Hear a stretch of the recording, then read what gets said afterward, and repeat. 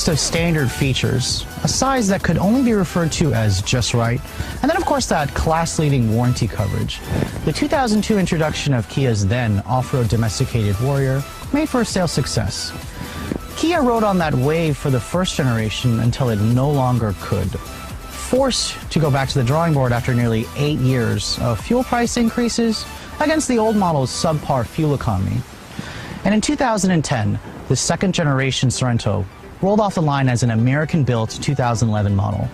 Kia finally made the switch to a car-based platform and subsequently crossed that big four-wheel drive off the features list. A fully automatic all-wheel drive system and a nice 500-pound weight reduction made for a more competitive offering for suburbanites looking to fill their garages with a more fuel-efficient 7-seater. Now, for 2014, Kia touts that 80% of the parts in their new CUV are significantly changed or redesigned. So is Kia bringing sophisticated design to a segment otherwise known for bland utility? Let's find out as we explore the 2014 Kia Sorento. It's a well-known fact that exterior design plays an important role when choosing a vehicle. Now, I've said it before and I'll say it again. Kia is on a roll with their latest designs. With the 2014 refresh, Kia has added a new SX Limited trim to the Sorento, rolling in the self-leveling HID headlights with the LED accents, a unique grille treatment, the 19-inch chrome wheels, and then the sharp-looking red brake calipers. I must admit I'm a huge fan of all these new upgrades, and judging by the stares I've received, I think it's safe to say that the majority of the population agrees. Now, in terms of size, the Sorento is competitive with the Ford Edge and the Chevrolet Equinox. However, its trump card remains its optional third-row seat, which increases seating capacity to 7 passengers. Now, part of the Sorrento's 80% refresh includes an all-new 3.3-liter V6 engine under the hood. It replaces last year's bigger 3.5-liter. This new smaller V6 features direct injection and is still part of the same Lambda engine family that's been in the Hyundai Kia portfolio for nearly 10 years now. Now dubbed Lambda 2, this new V6 pumps out 290 horsepower and 252 pound-feet of torque. Most models will have the V6, but base LX trims will get a 2.4-liter direct injection 4, making 191 horsepower. I've had the chance to briefly get behind the wheel of the 4-cylinder model, and I'm confident that the advantages of the V6 definitely outweigh the cost. The fuel economy between the two models is marginal. This particular V6 with all-wheel drive that I'm driving scores 1824. Compare that to 1925 with the 4-cylinder. Go with front-wheel drive and you'll gain an extra MPG on both ends. Both engines feed power to a 6-speed automatic transmission, and you'll be glad to hear that you can put regular gas in your Sorento. Now, looking at the rear, the SX models are treated to these special LED taillights, which really helps to create a premium appearance. However, that premium look is a bit cluttered by all those extra badges on the back, some of which, like the GDI badge, offers points that are moot. Now, the power tailgate is a new touch for 2014, and it offers the convenience of loading your cargo, but that convenience doesn't exactly help if there's nowhere to put your stuff. However, if you want to kick out the kids, fold down the second and third row seats, you'll find that the Sorento offers a generous 73 cubic feet of space. The interior of the new Sorento is equally as appealing as the exterior. Fit and finish is solid, however, I do notice that Kia is using a little bit more hard plastic than I'd like, especially on the dashboard and the upper door panels. These are areas where I'm going to rest my elbows. Now, my SX Limited tester does come standard with push-button start and smart entry. Basically, keep Kia's new key fob inside the vehicle, put your foot on the brake, and push the button to start the engine. Now, when the engine starts up, you'll actually be greeted by this rather colorful LCD display for the speedometer. It kind of clashes with the analog tachometer and fuel gauge, but it looks pretty nice. Now, this 2014 model finally has the new UVO navigation system. I've complained in the past of the older Kias that I had that didn't have it, and I'm finally glad that this one does have it.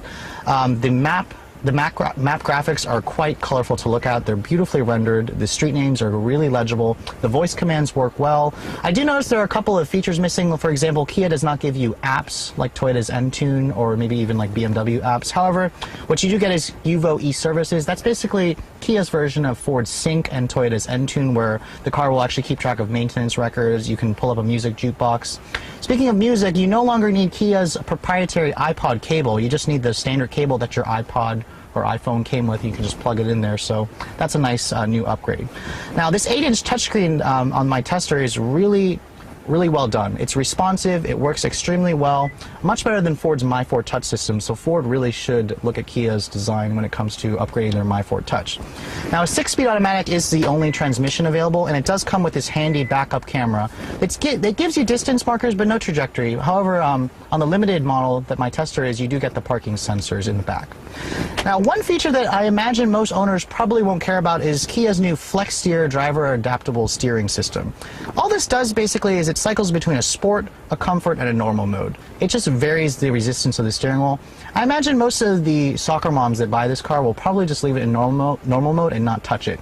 One feature that people will appreciate is this huge panoramic sunroof, as well as maybe the heated steering wheel and the heated and ventilated seats. Overall, the interior of this vehicle is pretty nice. It feels much more expensive than a lot of the cars in its class. The second row of the new Sorento is almost as comfortable as the front seats. Rear seat passengers are basically treated to the same premium Napa leather seats. You also find premium touches in here like heated rear seats, a nice little retractable sunshade to block out the sun, and then of course this nice panoramic sunroof. Some other features that you may notice, a nice armrest right here with cup holders, and then the seat back itself, it reclines forward and back, and then you can also adjust the space you have between your legs for the front and rear seat passengers, which, by the way, if you're sitting back here and you got someone behind you, you may want to actually move the seat forward. I'll show you that next. The third row of the Sorento, on the other hand, is not a place that you want to put people that are tall. I'm only 5'7". You can see I'm basically sitting on the floor back here. At least Kia does give you some niceties like some vents back here and then a power outlet. But other than that, you really want to reserve this area for small children. Now, as I've said many times in the past, not everybody necessarily needs a huge SUV to drive around, to cart around your kids and your stuff, which is where the just right size of the Sorento comes into mind.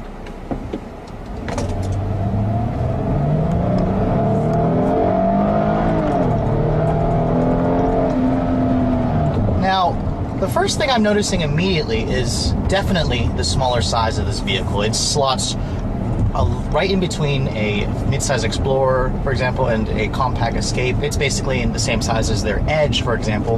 However, the Kia's trump card is that third row seat, that tiny third row seat. Actually, in the class, no other competitor offers that. The last one that did sort of offer it was the RAV4, the previous generation, or that old Suzuki XL7, which many of you may not even remember.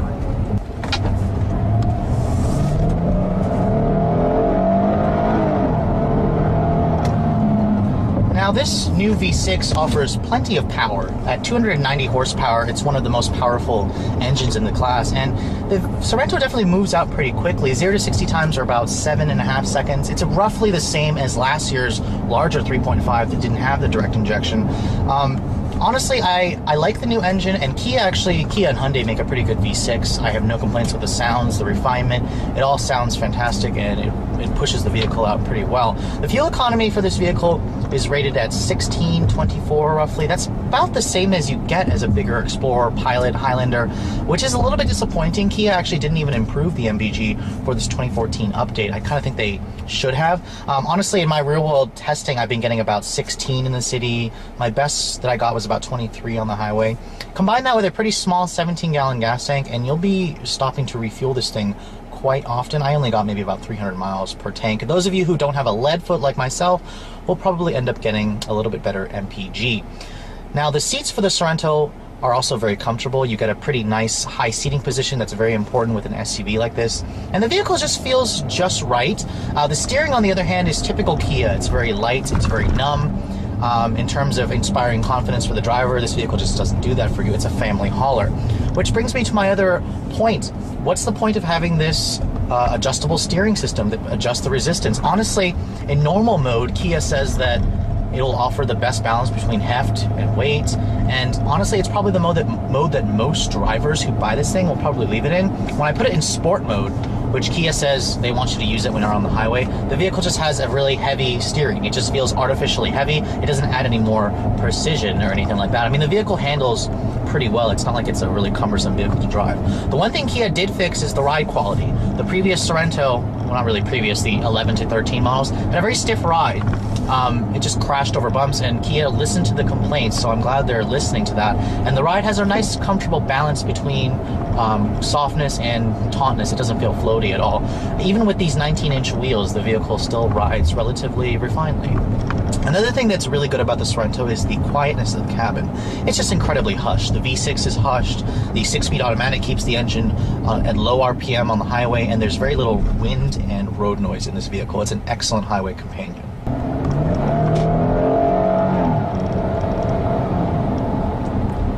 Now, a new safety feature that Kia did introduce on the Sorento, it's one of their first vehicles to offer, is their new blind spot information system. Basically, the system is active when speeds increase above 18 miles per hour. And when you come up with somebody in your blind spot, an orange light appears in the side mirror, in the mirror. And if somebody is in that blind spot, you try to signal, the system will blink and beep at you just to let you know that there's somebody there, so don't do it. Now, living in the DC area, or at least being in the DC area, I've had a really good opportunity to test the navigation system. This is Kia's new Yuvo navigation system. It's integrated into the system. The voice commands are excellent. You are missing some commands such as what some of the luxury brands offer, like if you want to say temperature 72 degrees, this vehicle won't do that for you. That brings me to another area where this Kia really reminds me of a luxury brand. The front end looks like a Lexus RX. The back end kind of reminds me of a Audi. The interior reminds me of an Audi for sure. And the whole car just feels like it's built from several different cars. The driving dynamics to me literally feel like a Lexus RX. There are times where I'm driving this vehicle and it literally feels like a poor man's Lexus RX. That's not a bad car to emulate. The RX is one of the best-selling luxury crossovers in the class. In fact, if the RX offered a third row seat, it would probably give the MDX a run for its money. But this is where the Kia Sorento kind of does fall flat on its face. I mean, the back seat, the third row, is very snug. So those of you who, you know, have big children or need to actually use the third row will not find this vehicle very appealing to you.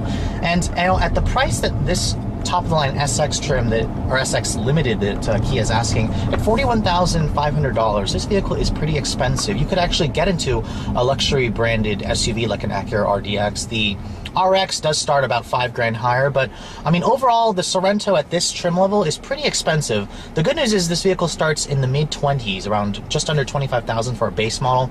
At that price point, this vehicle does make pretty good sense. However, at this top trim, while you do get features such as a heated steering wheel, the heated and cooled seats, backup camera, the blind spot information, the tech features are all there, but I believe that a lot of people may have this high price, or may have a tough time swallowing this high price, which some of you may, some of you may not. Honestly, I think that they've put enough features in this car to kind of justify it, although I am noticing that the vehicle is missing features like lane departure warning, forward collision warning, adaptive cruise control.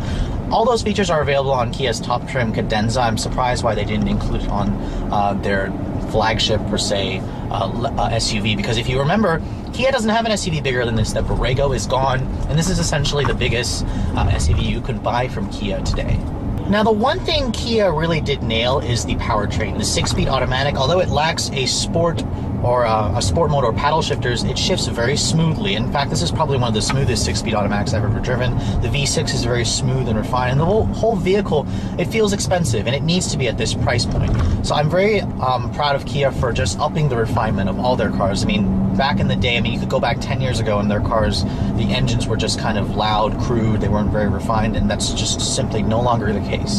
So that brings me to the conclusion of this review. Those of you who find the Honda Pilot, Chevy Traverse, the Mazda CX-9 or Explorer, all of them, you find them too big, the Sorento definitely makes a strong case for itself. It is a little bit less expensive than vehicles like the Edge, the Murano.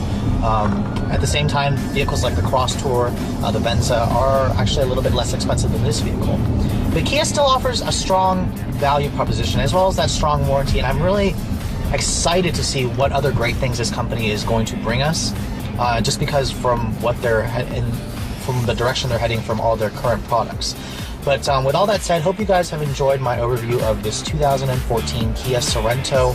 If you're in the market for a mid-size sort of ish SUV that has a third row that kind of feels like a luxury SUV, the Sorento really is in a class of its own. Those of you who don't need the third row or actually need to go to a bigger vehicle, just know that the bigger ones offer the same gas mileage and more space at similar or less money.